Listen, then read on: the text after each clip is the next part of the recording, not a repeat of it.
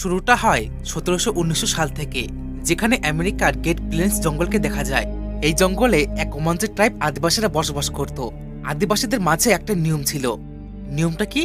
এখানে পুরুষদের জঙ্গলে শিকার করতে হয় এবং মহিলারা খাবার, ঔষধ এবং ঘর সব সামলায়। কিন্তু এই নিয়ম মানতে নারাজ নারু নামের এই আদিবাসী মেয়েটা। আসলে নারুর ইচ্ছে ছিল সে একদিন বড় শিকারী হবে, কিন্তু সমস্যা হলো নারুর নিজে লোকেরাই তাকে বিশ্বাস করে না। নারুর সাথে একটা ডগ থাকতো এবং নারু তার নামও দিয়েছে সারি।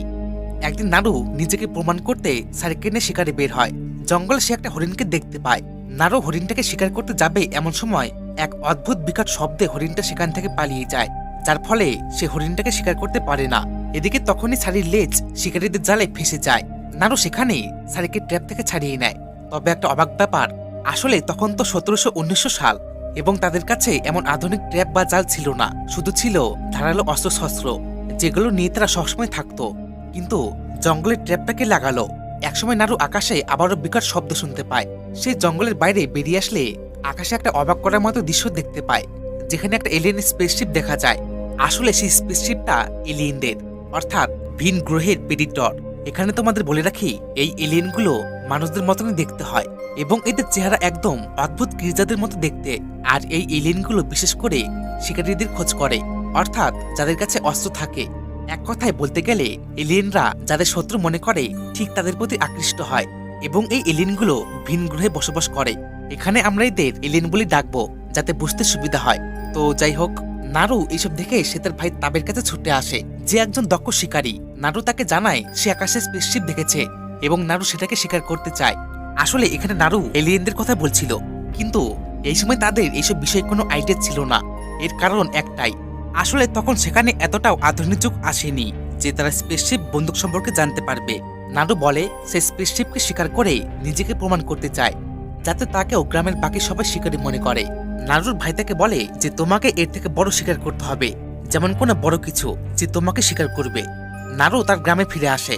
সেখানে নারুর মাকে দেখা যায়, যার চিকিৎসার ক্ষেত্রে অনেকটাই অভিজ্ঞতা আছে।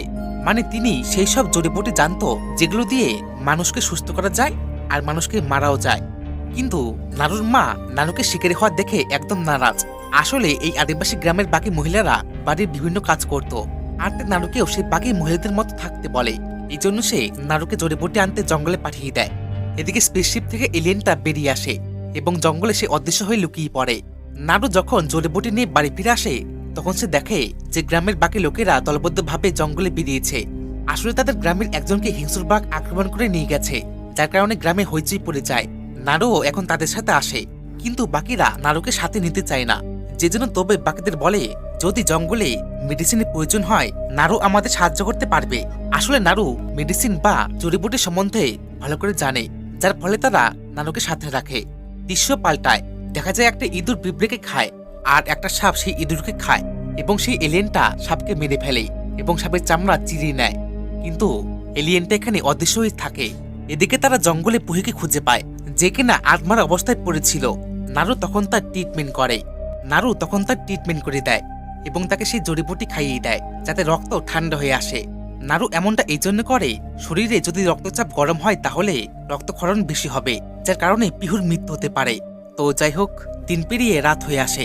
এরপর তারা পুহিকে নিয়ে গ্রামের উদ্দেশ্যে বেরিয়ে পড়ে। কিন্তু নারুর ভাই তাদের জানায় সে তাদের সাথে যাচ্ছে না, সে বাঘটাকে মেরেই বাড়ি ফিরবে। নারু তার ভাইকে বলে সেও তার সঙ্গে থাকবে। আসলে জঙ্গলটা যেমন সাধারণ ছিল এখন আর তেমনটা নেই, যদিও তবে সে একা শিকারে যায় আর নারু বাকিদের সাথে বাড়ির উদ্দেশ্যে বেরিয়ে পড়ে। নারু জঙ্গলে বড় পায়ের ছাপ দেখে, যেটা কোনো জঙ্গলি পশুর তো হবে না, তাহলে পায়ের ছাপটা কার?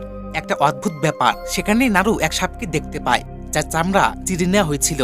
এটা দেখে তার আর বুঝতে বাকি থাকে না জঙ্গলে কেউ তো আছে, আর সে সকালে জঙ্গলে সে একই রকম পায়ের ছাপ দেখতে পেয়েছে। নারু ব্যাপারটা বাকিদের জানায়, তবে এইসব বিষয়ে তারা গুরুত্ববোধ করে না। এর কারণ এমনিতেই রাত হয়ে গেছে আর তাদের খুব তাড়াতাড়ি বাড়ি ফিরতে হবে, না হলে জঙ্গলে যে কোনো ভয়ঙ্কর হিংস্র প্রাণী আক্রমণ করতে পারে। যে জন্য নারু তার ভাইকে সাবধান করতে বেরিয়ে পড়ে। নারু তবেকে জানায় জঙ্গলে কেউ তো আছে যার পায়ের ছাপ অনেকটাই বড়। তবে তারা জঙ্গলে এমন এক জায়গায় চলে আসে যেটা কিনা হিংস্র বাঘের এলাকা ছিল, আর তাই তারা সিদ্ধান্ত নেয় যে আগে বাঘের শিকার করবে এবং তারপর বাকি সব। এদিকে পাকা নারুকে একদম দেখতে পারে না, সে তাকে বারবার বাড়ি ফিরে যেতে বলে। যদিও নারু জানতো এটাই তার শেষ সুযোগ। সে শিকার করে সবাইকে প্রমাণ করে দেখাবে। নারু আর পাকা গাছের উপর থেকে নজর রাখছিল আর তবে চারপাশে রক্ত ছড়িয়ে রাখে যাতে বাঘটা তাদের শিকার করতে আসে। হঠাৎই বাঘটা পাকাকে আক্রমণ করে আর তারপর নারুকে। নারু বুঝতে পারে যে তাকে শিকারী হতেই হবে, না হলে তার সমাজে দাম থাকবে না। নারু বাঘটাকে আক্রমণ করতে যাবে তখন সে জঙ্গলে কিছু দেখতে পায়, যার কারণে সে বাঘটাকে শিকার করতে পারে না এবং সে নিচে পড়ে অজ্ঞান হয়ে যায়। কেন ফিরে আসলে নারু জানতে পারে যে তার ভাই তাকে বাড়ি দিয়ে গেছে। ওদিকে তবে সে বাঘটা নিয়ে গ্রামে ফিরে আসে, যার কারণে আদিবাসীদের সর্দার তাকে এক যোদ্ধা ঘোষণা করে। আসলে সভ্যতার পিছনে গেলে দেখা যাবে মানুষদের মাঝে যে শক্তিশালী সবাই তাকে সম্মান করে। ঠিক তেমনই এখানে সর্দার নারুর ভাইকে দক্ষ শিকারী বলে সম্মান জানায়, কিন্তু নারু এতে নারাজ। সে জানে জঙ্গলে এখনো কেউ আছে যাকে সে শিকার করবে। পরদিন সকাল, আদিবাসী মহিলারা রোজকার জীবনের মতো কাজ করতে যায়। নারু সে তাদের মতো আর 5টা মানুষের মতো থাকতে চায় না। সে শালিকে নিয়ে শিকার করতে বের হয়। সে জঙ্গলে এলিয়েনদের রক্ত খুঁজে পায়। নারু সে কিছু বুঝে উঠতে পারে না। সারাদিন জঙ্গলে থাকার পর সে অনেকগুলো শিকার ধরে এবং তারা রাত সেখানেই কাটায়। আর সকাল হতেই নারু তার ডগকে নিয়ে আবারও শিকারে বের হয়। এদিকে দেখা যায় একটা শিয়াল খরগোশের সাথে লড়াই করছিল, তবে এলিয়েনটা সেখানে চলে আসে। যদিও সে অদৃশ্য হয়ে থাকে, তবে এলিয়েনটা তার শক্তির সাহায্যে বুঝতে পারে যে শিয়ালটা শিকারী।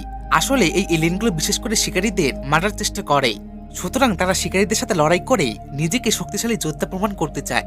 যে জন্য প্রেডিয়েটর অর্থাৎ এলিয়েন শিয়ালটাকে আটকায়, কিন্তু শিয়ালও কম নয়। কথায় বলে শিয়াল নাকি মানুষের চেয়ে বুদ্ধিমান, তাই শিয়াল তার উপস্থিতি বুঝতে পারে এবং সে এলিয়েনকে হামলা করে। কিন্তু এলিয়েনটা তার অস্ত্র দিয়ে শিয়ালটাকে মারে আর তার মুন্ডু কেটে সে নিয়ে যায়।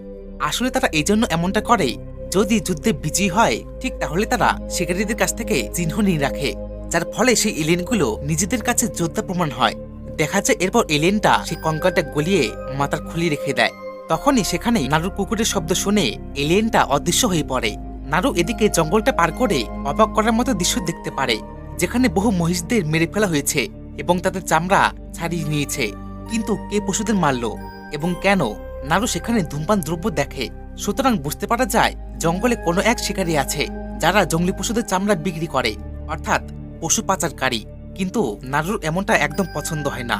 আসলে তারা এই জঙ্গলের আদিবাসী, সুতরাং তারা জানে জঙ্গলকে কি করে বাঁচানো যায় আর জঙ্গলে কি করে শিকার করতে হয়। একসময় নারু জঙ্গলের মাঝে এক কাদায় ফেসে যায়, যেখান থেকে বের হওয়াটা তার পক্ষে অনেকটাই কষ্টকর ছিল। এদিকে ছাড়িও হারিয়ে যায়। ওদিকে এলিয়েন সেই পশুদের কাছে চলে আসে যেখানে একটু আগে নারু ছিল, কিন্তু নারু জানতো না সে যাকে খোঁজ করছে সে তার আশেপাশে অদৃশ্য হয়ে লুকিয়ে আছে। আসলে এই এলিয়েনগুলো বুদ্ধিমান ছিল, যার কারণে তারা শত্রুদের কাছে তখন ধরা দেয় যখন তারা নিজে থেকে যুদ্ধ করতে চায়। নারু সে কোনো মতে দড়ির সাহায্যে সেই জায়গা থেকে বের হয় আর তারপর সে শালিকে খুঁজে পায়। নারু কিছু বুঝতে পারে না, এদিকে সে অনেকদিন হলো শিকার করতে বেরিয়েছে। নারু এখনো তার আসল শিকার খুঁজে পায়নি।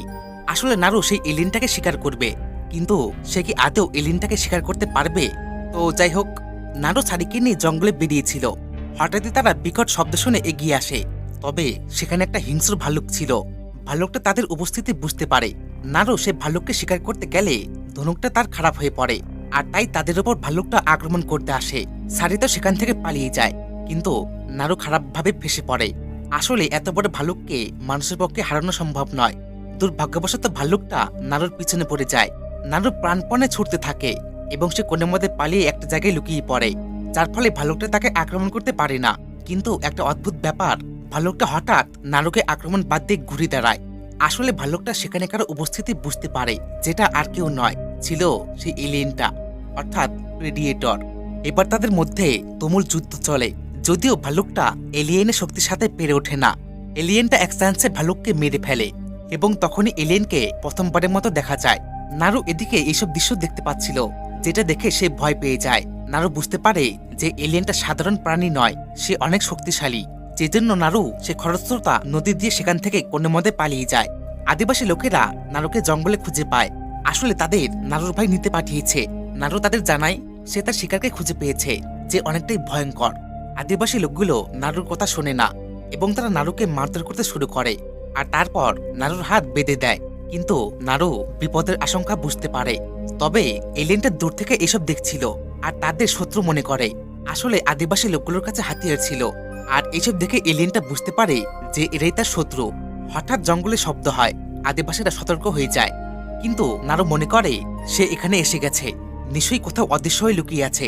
নারু সবাইকে সাবধান করে দেয়। এরপর তাদের মধ্যে একজন জঙ্গলের দিকে তীর চালায়, কিন্তু লেজার এসে একজনের গায়ে পড়ে। নারু এসব বুঝতে পারে, যদিও বাকিদের এসব বিষয় আইডিয়া ছিল না। আসলে এলিয়েনদের কাছে এতটা আধুনিক যুগের হাতিয়ার ছিল যেটা সেই সময়কার মানুষরা জানতো না।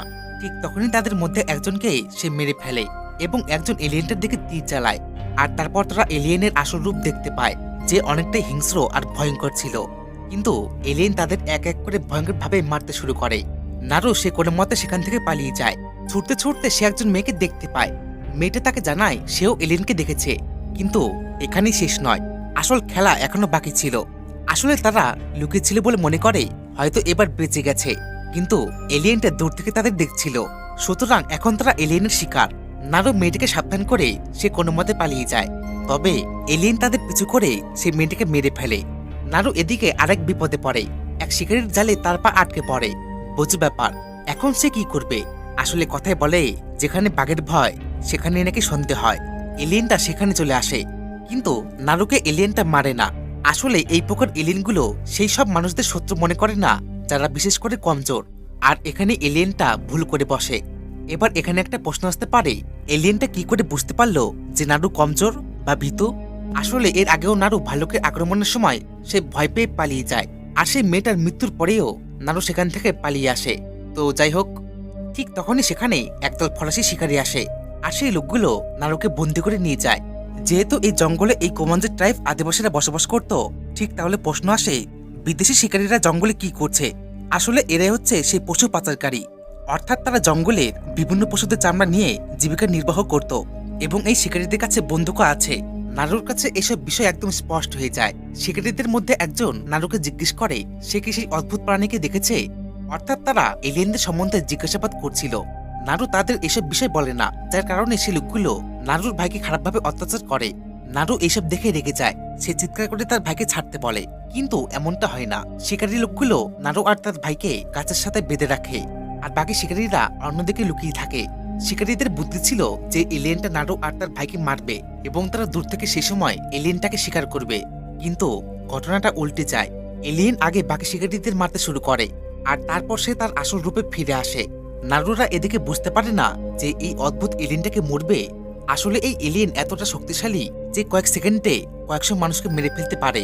নারুর ভাই সে জানায় একটা উপায় আছে, যদি এলিয়েনের বডিতে রক্ত থাকে ঠিক তাহলে তারা মারতে পারবে, যেমন মানুষদের মতো।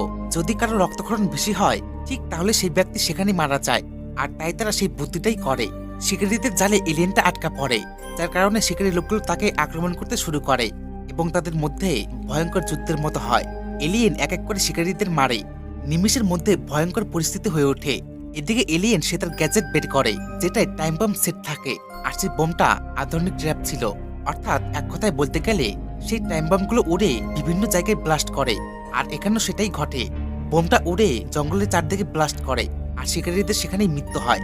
নারু আর তার ভাই তারা নিজেদের ছাড়িয়ে নেয় এবং তারপর তাবে ঘোড়া খোঁজ করতে বেরিয়ে পড়ে।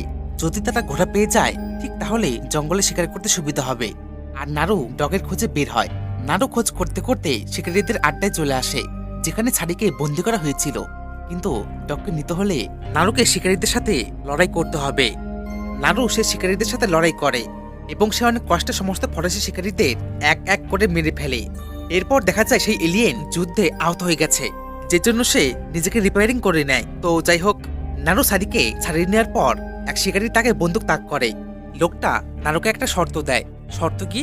শিকারী লোকটা আঘাত পেয়েছিল, যে জন্য নারু যদি শিকারী লোকটাকে ট্রিটমেন্ট করে ঠিক তাহলে সেই লোকটা নারুকে বন্দুক চালানো শিখাবে। নারু প্রথমে রাজি না হলেও সে পরে রাজি হয়। আসলে তাদের আদিবাসীদের মধ্যে এখনো কেউ বন্দুক ইউজ করতে পারতো না, এই জন্য সে লোকটার পায়ে ট্রিটমেন্ট করে দেয়। আর শিকারী লোকটাও নারুকে বন্দুক চালানো শিখায় এবং কি করে বারুদগুলো বন্দুকে ইউজ করতে হয় সব তাকে জানিয়ে দেয়। কিন্তু এখানেই শেষ নয়। দেখা যায় সেখানে এলিয়েন চলে আসে, যে জন্য শিকারী লোকটা সে মৃত মানুষের মতো শুয়ে নাটক করে। এলিয়েনটা কিছু বুঝতে পারে না। আসলে নারু যে জড়িবটি লোকটাকে দিয়েছিল সেটা খেয়ে লোকটার শরীর ঠান্ডা হয়ে পড়ে। আর এই এলিয়েনগুলো মানুষের হার্টবিট দেখে বুঝতে পারে যে সে মৃত আছে না জীবিত। দূর থেকে নারু এইসব লক্ষ্য করে। জড়িবুটি খাওয়ার পর এলিয়েন লোকটাকে চিনতে পারে না, তবে এলিয়েন ভুল করে সে লোকটার পায়ে পা দিয়ে দেয়, যার কারণে লোকটা চিৎকার করে ওঠে। আর তখনই এলিয়েনটা লোকটাকে মেরে ফেলে। একসময় সেখানে সারি চলে আসে। এলিয়েনটা সারিকে মারতে যাবে এমন সময় নারুর ভাই তাকে হামলা করে, যে জন্য এলিয়েনের হেলমেটটা নিচে পড়ে যায় আর লেজারটা কাছে গিয়ে পড়ে। আসলে এই হেলমেটটা এলিয়েনদের শক্তির উৎস, মানে তারা হেলমেট ছাড়া শত্রুদের মারতে পারে না, যার কারণে প্রেডিয়েটর অর্থাৎ এলিয়েন নারুর ভাইকে যখনই মেরে ফেলার চেষ্টা করে প্রতিটা আক্রমণ গাছে গিয়ে লাগে। সুতরাং তারা বুঝতে পেরে যায় হেলমেটটা সরিয়ে ফেলতে পারলে এলিয়েনটাকে মারতে পারবে। কিন্তু এলিয়েনটা হেলমেট পরে নেয় আর এরপর তাদের মধ্যে ভয়ঙ্কর মরণ খেলা শুরু হয়।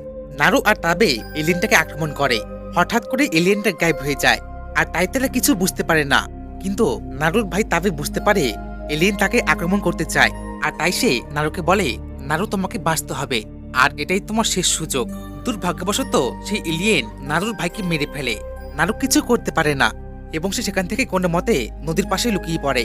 ওদিকে তাদের গ্রামে নারুর মার কাছে খবরটা পৌঁছে যায় যে তাবে মারা গেছে। নারুর মা একদম ভেঙে পড়ে। নারু এদিকে নদীর পাশে এক শিকারীকে দেখতে পায়, যাকে দেখে সে রেগে যায়। আসলে এই শিকারীগুলো নারুর ভাইকে অত্যাচার করেছিল, আর তাই নারু সে তার ভাইয়ের বদলা নিবে, যার কারণে সে পিছন থেকে লোকটাকে হামলা করে এবং লোকটার এক পা কেটে ফেলে। আর শিকারী লোকটাকে শাস্তি দেওয়ার জন্য সেখানে অনেকগুলো ইঁদুর দিয়ে দেওয়া হয়। কিন্তু এই প্রতিশোধটা শুধু তার ভাইয়ের জন্য নয়, ছিল নারুর জন্য। আসলে নারু লোকটাকে দিয়ে এলিয়েনটাকে শিকার করবে, যে জন্য সে শিকারী লোকটার সামনে বন্দুক রেখে দেয় এবং নারু বুদ্ধি করে সে জড়িপটি খায়, যার ফলে তার রক্তচাপ ঠান্ডা হয়ে পড়ে। ঠিক সেই সময় এলিয়েন সেখানে আসে, কিন্তু নারুকে সে দেখতে পায় না। আর সেই বন্দুকের জন্য এলিয়েনটা শিকারী লোকটাকে শত্রু ভাবে এবং তাকে সেখানে মেরে ফেলে। সেই সময় নারু পিছন থেকে এলিয়েনটাকে আক্রমণ করে, যার ফলে তার হেলমেটটা নিচে পড়ে যায় আর নারু সেই হেলমেটটা নিয়ে সেখান থেকে পালিয়ে যায়। এরপর সে জঙ্গলে এলিয়েনটাকে মারার জন্য একটা ট্র্যাপ বানায় আর এক জায়গায় সেই হেলমেটটা রেখে দেয়। তবে এলিয়েনটা নারুর পিছু করে সেখানে আসে এবং তাদের মধ্যে ভয়ঙ্কর যুদ্ধের মতো হয়। নারু সে বুঝতে পারে এলিয়েনটাকে শক্তি দিয়ে হারাতে পারবে না, বুদ্ধি দিয়ে তাকে মারতে হবে, যে জন্য নারু সে কোনো মতে এলিয়েনটাকে সেই কাদায় নিয়ে আসে যার সামনে সেই হেলমেটটা ছিল। আর এলিয়েন সেই অস্ত্র বের করতেই হেলমেট থেকে লেজার তার গায়ে পড়ে এবং সে সেখানেই মারা যায়। আসলে এলিয়েন সে নিজের শক্তিতেই নিজেই মারা গেছে। আর তারপর নারু সে এলিয়েনের মুন্ডু কেটে গ্রামে ফিরে আসে। আর এই প্রথমবার নারুকে গ্রামের সর্দার সবার সামনে শিকারী বলে অভিহিত করে এবং তাকে গ্রামের দক্ষ শিকারী হিসেবে গণ্য করা হয়। শেষে দেখা যায় যে আকাশে আরো 3টি স্পেসশিপ পৃথিবীতে আসে। সুতরাং বিপদ এখনো শেষ হয়নি, এখনো তাদের মধ্যে আতঙ্ক ছড়িয়ে আছে। আর এখানেই এই মুভিটা শেষ হয়। তো এই ছিল আজকের ভিডিওটা কেমন লাগলো একটা লাইক আর কমেন্ট করে জানিও। আর এমন এক্সপ্লেনেশন দেখার জন্য সাবস্ক্রাইব করতে পারো। আর হ্যাঁ, বন্ধুদের সাথে শেয়ার করে দিও। তো দেখা হচ্ছে নেক্সট একটা ভিডিওতে। বাই।